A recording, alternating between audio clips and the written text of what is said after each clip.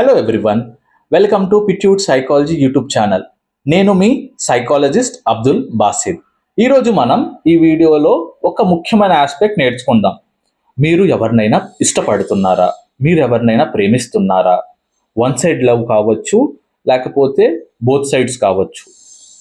మీ మనసుకి వాళ్ళు ఎక్కడైనా దూరం అయిపోతారని భయం వేస్తుందా? వాళ్ళతో మాట్లాడుతుంటే నన్ను వదిలేసి వెళ్ళిపోతారనే ఆలోచనలు వస్తున్నాయా? ఒకవేళ వదిలేసి వెళ్ళిపోయిన తర్వాత విపరీతంగా వాళ్ళ గురించి ఆలోచనలు, పని చేసుకోలేకపోవటం, డిస్టర్బెన్స్, వాళ్ళ విషయాలు గుర్తుకు రావటం, పదే పదే రావటం, సూసైడల్ థాట్స్ రావటం, ఏది చేసినా సరే వాళ్ళే గుర్తుకు రావడం, తినే చోట ఏదైనా సరే ప్రతి చోట మీకు మనశ్శాంతి లేకుండా, ప్రశాంతత లేకుండా ఉండటం, ఇలాంటి విషయాలు రిపీటెడ్గా గుర్తుకొస్తున్నాయా? వచ్చిన ఆలోచన పదే పదే వచ్చి మిమ్మల్ని ఇబ్బంది పెడుతుందా? అయితే ఒక చిన్న ఆస్పెక్ట్ మీరు మీ లైఫ్లో ఇంప్లిమెంట్ చేయండి, చాలా వరకు బెటర్మెంట్ అనిపించింది. ఫస్ట్, మీ డైలీ రొటీన్ని, స్కెడ్యూల్ని ఫిక్స్ చేసుకోండి. చాలా ప్రాపర్గా, స్టాండర్డ్గా ఉండాలి.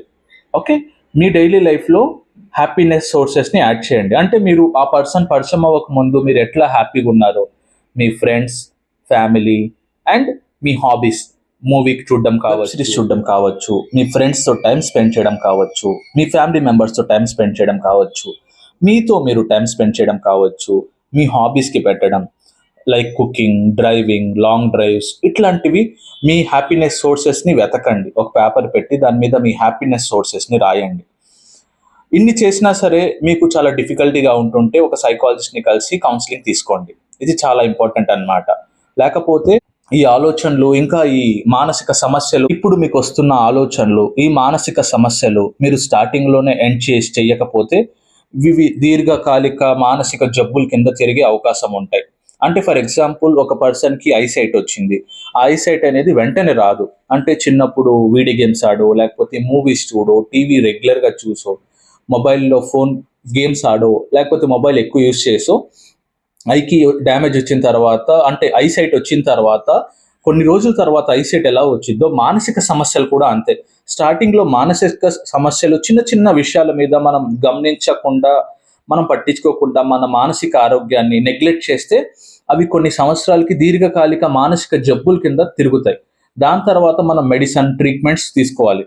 అందుకు ఇనీషియల్గానే మనం జాగ్రత్తలు తీసుకొని ఒక మంచి సైకాలజిస్ట్ని కన్సిడర్ చేసి స్టార్టింగ్ మీరు ట్రై చేయండి. నేను చెప్పే టెక్నిక్స్ యూజ్ చేయండి. ఒకటి, మీ డైలీ రొటీన్ని, స్కెడ్యూల్ని ఫిక్స్ చేసుకోండి.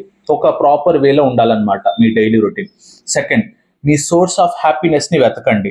అంటే మీరు ఆ పర్సన్ పరిచయం అవ్వక ముందు ఎంత హ్యాపీగా ఉన్నారో, ఏ విషయాలు మిమ్మల్ని హ్యాపీ చేశాయో, అంటే ఒక ఫ్రెండ్ కావచ్చు, ఫ్యామిలీ మెంబర్ కావచ్చు, దాని తర్వాత మూవీ చూడడం కావచ్చు, మ్యూజిక్ కావచ్చు, ఇలాంటి విషయాల మీద ఎక్కువ మీరు మళ్ళీ ఆ విషయాలు, హాబీస్ చేయడం ఫోకస్ చేయండి. హాబీస్ని మళ్ళీ రిపీటెడ్గా చేయడానికి ప్రయత్నించండి. అంటే మీ మనసుకి హ్యాపీనెస్ కలిగించే విషయాలు. తర్వాత వీలైనంత వరకు స్క్రీన్ టైంని తగ్గించండి, మొబైల్ని. ఓకే, తర్వాత అప్పటికి అవ్వకపోతే ఒక సైకాలజిస్ట్ని కన్సిడర్ చేయండి. ఓకే, దాని తర్వాత కౌన్సిలింగ్ తీసుకున్న తర్వాత మీకు చాలా వరకు ఉపశమనం కలిగిద్ది. Okay, thank you.